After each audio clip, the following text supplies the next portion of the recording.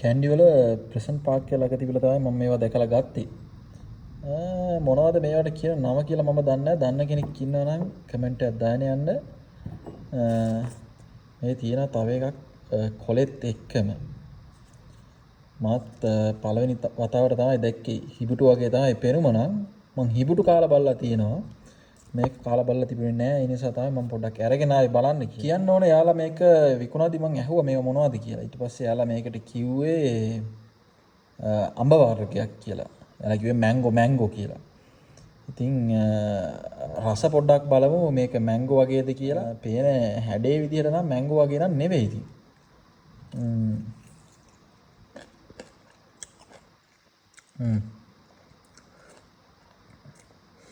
මම හිතුවා වගේ නෙවෙයි. ඇත්තටම රස හරිම ඇඹුල්.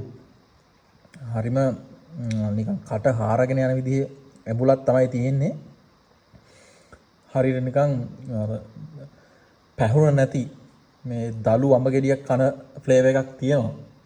ඒ නිසා මේකට අඹ කියලා යලා කිව්වත් දන්නේ නැහැ.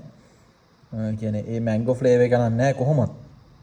හැබැයි බලන්න පුළුවන් පොඩි සීඩ් එකක් මිඩල් එකේ තියෙනවා පේනවා. කලර් එක නම් ඇත්තටම ලස්සනයි. කෑල්ලක් කපමයි කන්න හිතනවා. එහෙම දෙයක් නම් තියෙනවා. මේ බලන්න සීඩ් එකේ තියෙන විදිය මිඩල් එකේ මේකේ හරියනම දන්න කෙනෙක් ඉන්නා නම් මට කමෙන්ට් එකක් දාන්න යන්න.